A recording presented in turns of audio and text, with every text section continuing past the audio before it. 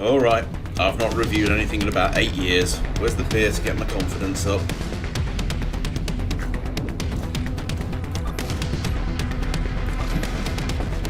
Okay, I think I'm ready.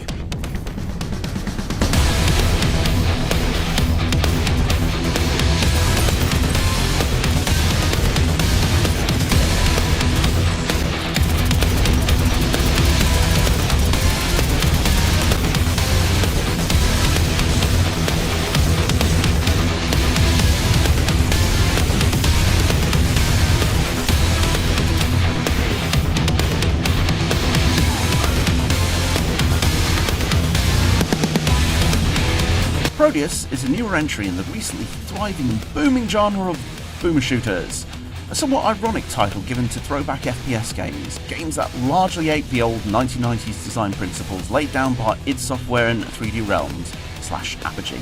This mostly consists of running around a maze at top speed, collecting keycards or pressing switches to open doors or to find an exit, all the while shooting any opposition that stands in the way with a huge arsenal of weapons.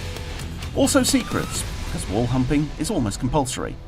The style is largely a rejection of the more modern tropes tied to realistic movement, weapon limitations, complex stories, or any stories for that matter, long cutscenes, as well as cross-genre breeding such as character progression and specific unlocks, etc, etc.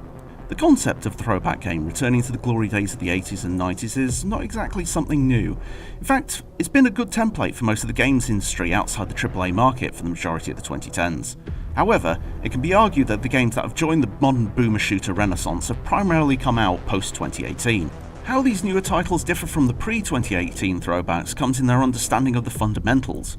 Rather than resting on the laurels of what they thought felt old school, but ultimately missed the mark, the post-2018 boomer shooter tended to focus on the core principles of the old 90s titles to the point where they could not just stand alongside other titles such as Doom or Quake, but even almost be mistaken for titles of the period. While these elements are not written in stone, I consider the following three to be good benchmarks of a good boomer shooter: fluid movement, sometimes driven by exploits, strong combat, and fantastic level design. If there's anything that's rather shocking about this resurrected style, it's the volume of really high quality titles that have appeared thus far, ranging from Dusk, with its blend of Quake and Blood being driven by some very compelling show but don't tell world building and playful combat environments, a Medieval with its somewhat underutilized fantasy setting, depicting abstract vistas while combating imaginative enemies using fantastical weapons, Ion Fury, maybe you can't change my mind, and its resurrection of the build engine with its dense detail and wacky irreverent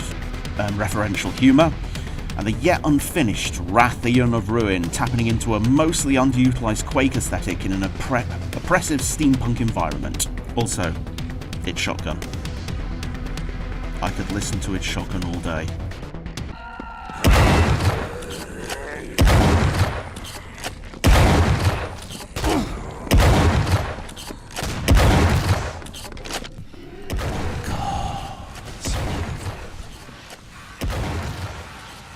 This is also ignoring the half-dozen other titles in the works by 3D Realms, although they are looking to be closer to being immersive sims than boomer shooters thus far, and the uncountable other number of indie titles readying in the next few years.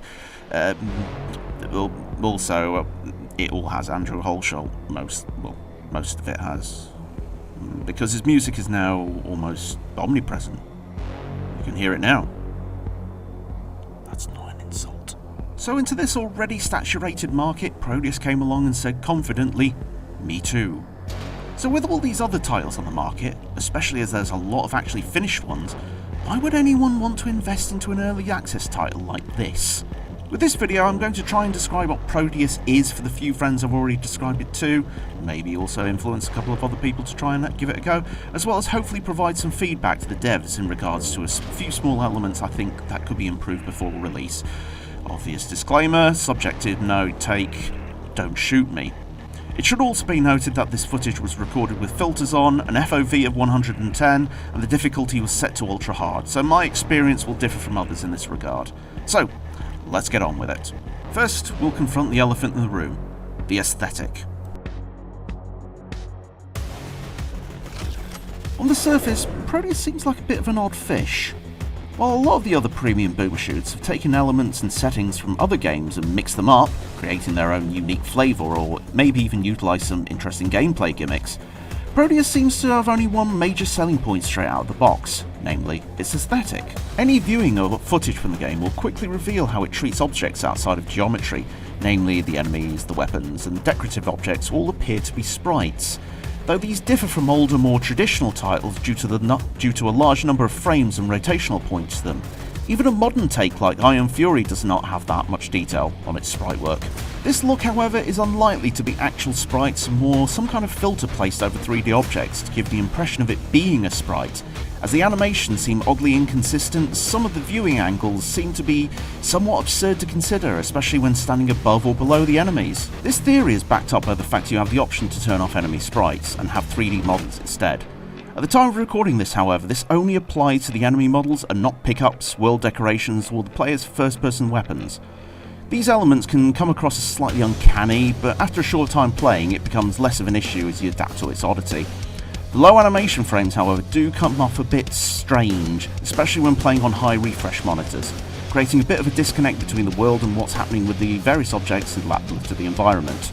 Rather than one element having the option to be rendered in 3D, it would be nice if you could extend that to all elements in the game, tying up everything and making it uniform for those who wish to view it as such. Alongside this, there's the option to turn on old monitor scan lines and various pixelization filters, such as a 360p one all the way down to 200p, which, I guess it's playable with it on. What the hell's shooting at me? Where did that come from? Personally, I feel the 360p filter with the CRT option is the best look for the game. While it does obscure some of the objects in the distance, it does unify the visual style with the sprites, so they become less uncanny. I feel this somewhat sets the character in stone, one that stands out from most other 90s throwback shooters in that, on a technical level, it does not feel like something that would have been made in the 90s. Like New Blood's Ultra Kill, a PS1 visually styled game with a really unique form of gameplay, this feels more like a what-if title. For ProDeus, it feels more like John Romero. Instead of making Daikatana, he wandered off into the wilderness for a while, and then, on seeing what id were doing with Doom 3, he thought, I'll show you Doom 3. And then he used his old design principles to plan out something a little more traditional, got a license with Sony and made a PS2 exclusive in 2003. However, the idea of a what-if early 2000s Doom alternative is a strong comparison point, as here ProDeus' main criticism as a product stands. The apple has fallen not far from the tree, and just about every element in ProDeus can be compared to Doom. The enemy roster is very familiar, and in fact it borderlines on plagiarism: shotgunners, imps, pinkies, chain gunners, pain elementals, cacodemons, etc, etc. The movement, the health systems, and the general mechanics are all very bare bones and keep it simple stupid like the old Doom titles. Even the setting has a somewhat Mars tech-based feel to them that ultimately don't change up that much as the game progresses. Heck, even the HUD has a face in the middle that slowly deteriorates as you take damage. If you're going to take each and every Doom game, well, maybe except Eternal, and condense them down into one product, you'd likely get something like ProDeus. From the rough look of Doom 3 and its dark, although not that dark, gunmetal corridors, the low ammo amounts and non-sprinting pacing of Doom 2016, and the insane movement from the classic titles. In a certain manner, the only really 90s element that ProDeus can retain is not exactly positive, and it was the title that FPS games had before they were known as FPSs. ProDeus truly is a Doom clone. Since a lot of the other Boomershooters have offered up something unique, why would you clearly go for something that's clearly just a derivative Doom clone? The answer is very simple. It's really, really good. Indeed, while ProDeus does not have an original bone in its body, that lack of originality does not signal a low-quality title. Similar to a title such as the original Darksiders, a game largely criticised on the fact it was aping other games' styles, it was also seen as very well made and very enjoyable to play. Think of a band who makes a very formulaic album that breaks no boundaries and changes nothing in the long term, but makes a phenomenal album that, when you're in the mood, fulfills the need better than anything that's all experimental and silly or unique. I don't really have much to compare to here. This is what happens when you only listen to shitty black metal. Oh well. It's not perfect, however, and in many ways, while ProDeus may have some factors that could be polished up a little, its core is so very solid that, bar the developers going completely mad and destroying everything in an insane fit, I doubt it could be easily ruined. In this regard, even if one was not to buy it right away, keep it on your radar for more content to be added later down the line. Or hell, even wait for it to be fully released and get a discount. The core message is, it's really well made and should certainly be worth your time. So, bar the message of it's really well made, what exactly about ProDeus works then? Well, stick around to find the details. Earlier, I mentioned there are 3 core elements I personally look for when looking at Boomershooters, namely the movement, the combat, and the level design. Here, we will break down each element in detail. With the movement, well, just look at the footage. ProDeus is fast. Really fast. This is mostly with me sprinting constantly, which is the manner in which I played Doom when I was young, holding the shifty key down constantly. But when you just walk, if you wish, the pace is similar to that of Doom 2016. While having 2 speeds is nothing new, the fact the whole game is paced in a way that you can indeed play at a slower pace. This means people transitioning from the more modern sensibilities to boomershoot games can slowly acclimatise to how things work rather than go full out balls to the wall instantly. Or at least they can do so on the lower difficulties. Bar the pacing, things are generally quite simple. There are no particularly fancy or gimmick moves included, and it lacks a few modern conveniences such as ducking or dashing, though you can jump and it will be necessary to complete certain sections. It never breaks down into parkour, and most platforming is easy to control. Essentially, the movement is very meat and potatoes in its implementation, albeit lightning fast. So much so, when I went to try out some other titles to get footage, they felt distinctly pedestrian in comparison. This differs from both the classic days and some of the more modern contemporaries, as ProDeus has a far more grounded character. For one, there's no clear movement exploits such as strafe running or bunny hopping, meaning movement in all directions is the same regardless of where the player is going. In comparison, Dusk is relatively sluggish until you start strafe jumping at warp speed. Similarly, when it comes to the inertia, the player character in ProDeus is very much grounded in comparison to the on rollerblades feel of the classic Dooms, or even the weird floaty feel of the Wanderer in Wrath. If you move towards a staircase, you're unlikely to suddenly skate down it uncontrollably. If there was another title to compare it to, it would probably be a Medieval, and since the weighty movement was arguably the finest feature in that is high praise in my mind. In effect, movement in ProDeus is very controllable, and arguably the strongest mechanical element. So much so, I would potentially rank it as the finest of all the modern boomershooters. The movement nicely flows into the combat. While nipping about the world is fun, shooting stuff is arguably even more so. There are some caveats, however, as while the combat in ProDeus is certainly not weak, in my mind it is the weakest of the 3 core elements on display and could do with the most work. For combat to work, you need weapons, and in general the loadout that has, thus far, been implemented is satisfactory, covering the basics nicely with some slight hints of experimentation. There are the usual fists, pistol, shotgun, minigun, rocket launcher, grenade launcher and plasma gun, and on top of that you also have a combo lightning railgun arc rail thing, an akimbo set of submachine guns, and a somewhat enhanced super shotgun. You don't need a quad damage pickup. This is quad damage. Every weapon has both a primary fire as well as a secondary one, and some fill multiple roles. The submachine guns can be fired independently for a controlled accuracy, or both at once for an obscene burst of heavy fire. The shotgun can, well, shotgun like you would expect it to in its primary, and launch a charge incendiary shot in its secondary, and the arc rail fires a pulsing lightning shot that arcs between enemies in its primary and becomes a charging railgun in its secondary. While some weapons do seem to be stronger than others, the majority seem to have their own niche and use, though at this point a couple seem a wee bit redundant. The minigun for me seems generally quite pointless in comparison to the submachine guns in the primary or the arc rail, but in the moments where there's lots of weak things bunched up in a corridor, it can be fun to fire, I guess. The only real reason the submachine gun seems to be balanced is because its reload animation is so long. Yeah. Reloads. Unlike a lot of the old classics, the majority of the weapons have a set magazine size to them, and will require a reload every so often. This seems to be the most controversial feature since it's largely a Doom-style game, and of all the elements to come from Doom 3, I guess this is the most unwelcome for most folks. Personally, I've acclimatised to this element and don't mind it as much as I have a habit of reloading things where there are lulls in action, and that borders on instinctual for myself. But I do recognise that a lot of Doom purists will really hate this. I am, however, not sure about removing the reloads, as a degree of the balance for the weapons comes from them, where if you remove the submachine gun reload, it would likely completely invalidate the pistol and minigun. It does have the oddest and longest reload, but I think that's there for a reason. Indeed, if they were going to remove reloading, I'd imagine the whole game would have to be redesigned to accommodate for this. As such, I'm not for removing it, but it does need to be tweaked in some way. I just can't think of a good solution for this. As such, if you're an old school purist who sees reloading as a modern cancer, be aware that's a very major element of the combat here. Perhaps the reloads tie into the ammo pickups and the carried items. Everything here seems to be very limited in what you can actually hold, where the workhorse shotgun has only 30 shells, and the rockets? 10. You can only hold 10 rockets at a time!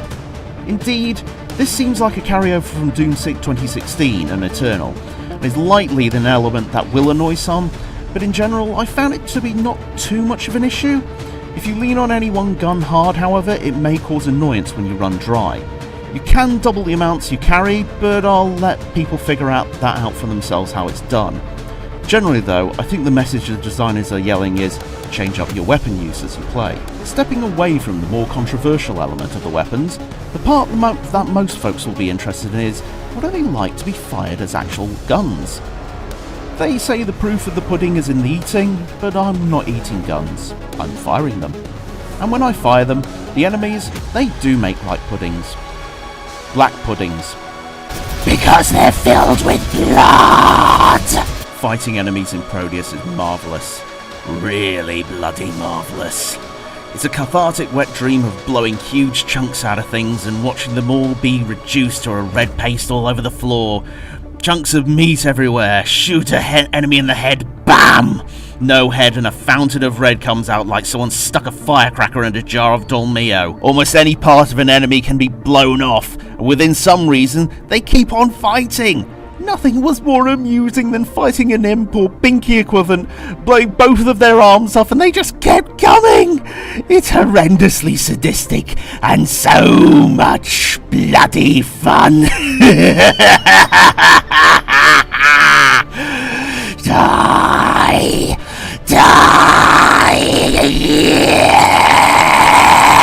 Violence aside, most of the enemies have decent enough attack patterns. As mentioned before, it mostly apes Doom so closely that anyone with experience with the series will fall into a pattern quite quickly. Nicely, the enemies don't just fire directly at you, but predict the player's motion and attempt to fire where you're moving towards. Essentially, if you just circle strafe mindedly, it won't really work here. The closeness to Doom may also cause some teething problems at first due to some slight balance changes. For example, the shotgunners seem a bit more beefy here, so the basic shotgun initially seems a bit anemic unless you do headshots. Headshots, they are a thing. That's further something old school purists might want to consider. But most players will likely get into the groove quickly. Generally, due to the combined good enemy placement and ammo pickups with solid movement, it makes the combat very satisfying, albeit needing some work. And on that, I must say... Wait? Enemy placement? Ammo placement? The placement is by design. That means the final point, the final core principle of a boomer shooter. It is...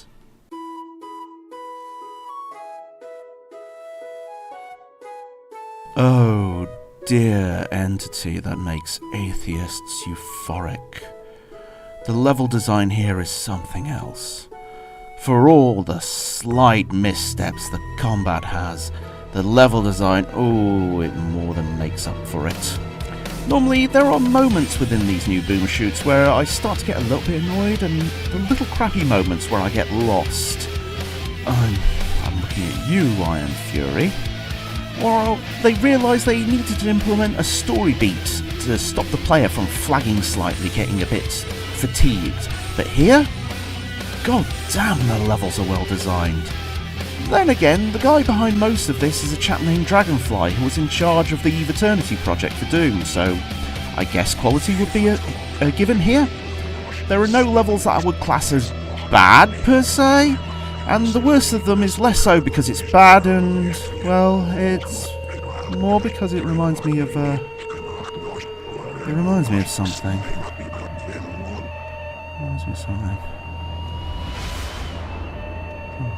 Visually, while the settings are typically just tech-based ones and everything seems to be this gunmetal grey with the odd dusty red planet moment breaking it up, the good use of coloured lighting and the varied rooms with unique landmarks and a lot of clutter detail make things quite memorable. Even then, the situation the designers have made typically flow in that lovely Doom manner.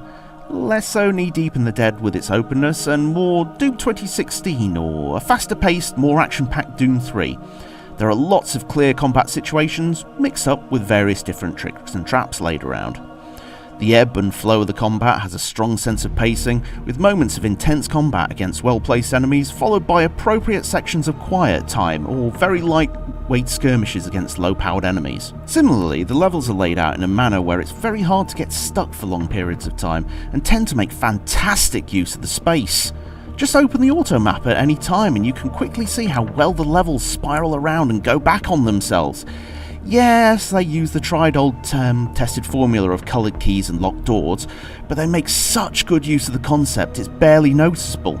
They even take one of the worst tropes in FPS games with the sewer level and make it something quite good. The levels are well made, but the simplistic nature of the gameplay may start to wear out its welcome. Thankfully though, there are a few very different level types. On one you have to wear down the Chaos Engine, another a large combat arena with no health pickups that has to be completed in one life. Others include constantly watching a guard tower with snipers behind a shield that need to be avoided, a descent along a really nasty rune collector type thing that empowers enemies around it, crawling out of a base that seems to be in ruins to find a weird tech temple, and even a valley full of slime with breaking platforms, progress made by flooding things, and continue upwards with further Sandy Peterson-induced PTSD. Considering the type of FPS game it is, secrets are a given and should be hunted for, giving guns early and some much needed resources to help you go along. Most are well thought out, but I can't help wonder what they're doing on the earlier levels. Why so much chaos ammo? I don't get the arc rail until level 4. Pay attention enough, and you can even find a few secret exits which lead to, well, I'll let you find out. But, also, what the hell's the secret exit on level 1 about? Okay. While the level design on a whole is really bloody marvellous, it does have some small flaws to it that I personally find a bit irritating. When you consider that the secrets are a major element to the completion of these levels, the fact some levels cut you off from backtracking is a wee bit frustrating. If you realise you missed out on an armour pickup earlier, or you just happened to miss a secret, and you really want it later, on occasion you just have to suck it up and accept you dropped down and you're in a new section and there's no way of going back. While this does keep the forward momentum up, it does fly in the face of Doom's style, and if I miss something and I know it, the current play session mostly sours and I end up thinking, well, this run's now pointless.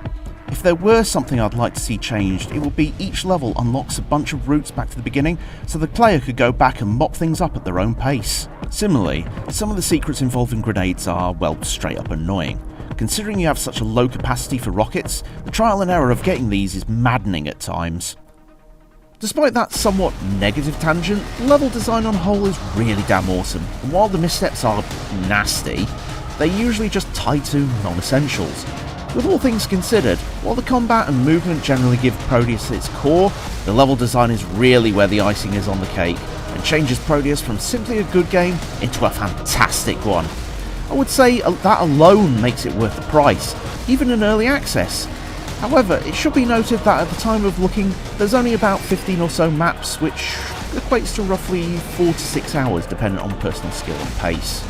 Then again, you don't need to rely on the official content if you don't want to. If there's something that will make ProDeus last for a very long time, it will be, I would say, its level editor. this is powerful. Really absurdly powerful, all things considered. I messed around with it for a little while, but since I'm a Muppet, nothing of value was made. Despite my lack of skill, I noted that it should not take people that long to figure out how to use, and in comparison to other SDKs I've used, it's very user-friendly.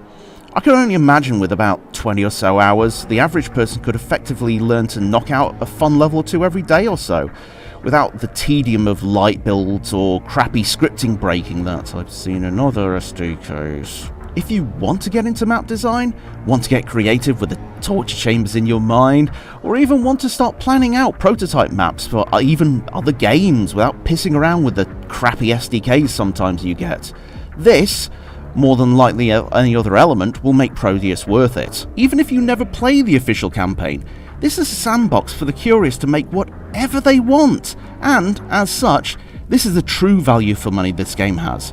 If there's only one element you should buy ProDeus for, this would be likely it. Even if you've played the main maps to death, someone out there will have made something of value, and, with time, I have no doubt people will make things that will massively outclass everything in the game that it's currently offering. I mean, hell, it happened to Doom. Why not this? As a small appendices at the end, there are some other nice little elements of design that are worth noting. Things like enemies flashing when being shot or taking damage, weapon pickups having a yellow outline to them, pickups having colourful glows, there being small flashes on screen when items are picked up, just small visual and audio feedback loops that, for some reason, a lot of the competing games in this space seem to forget from time to time. I'm looking at you, Wrath. These are not major elements to the game, but they do help a lot with the general quality of life when you're playing them. So, this rather traditional Doom-style game seems to be an all-round winner then. No nasty surprises to be found? Well, no. There is one element that may confuse some, as it does break from Doom's standard orthodoxy. Well, effectively just playing through and winning the game. But seemingly, that's not the primary focus of ProDeus. Instead, it refocuses the difficulty and playstyle on a meta that most casual Doom players will not be too concerned with, but people like speedrunners and score attackers, they certainly will. Effectively, the meta is almost purely based on this screen. Okay, I think I missed the single armor bonus at the start of the level. Look, it's not that important. Okay, I'm crap at Doom because I forgot one pickup. No one really cares. Okay, look, I just blasted through E1M1 quickly to demonstrate the screen. Oh, sod off! Basically, the majority of ProDeus' challenge comes in the form of trying to rack up points for the online leaderboards. The score you get at the end of the level depends on the number of secrets found, the number of kills, the number of deaths suffered, and the time taken to run through. This is then pushed through what I presume to be some form of multiplier based on the difficulty level. The higher the difficulty, the higher the score. Considering the maps seem to have been designed to be played through multiple times, even with weapons that are gained later in the game, ProDeus seems to be not just a one-and-done affair, and more the kind of game you plug at it until you're happy with the final result. While this does seem to sort of add an incentive to get good for some, it may seem like an unnecessary feature for others. The manner in which this impacts the difficulty comes out in how death is treated in the game. Saves in ProDeus are checkpoint based.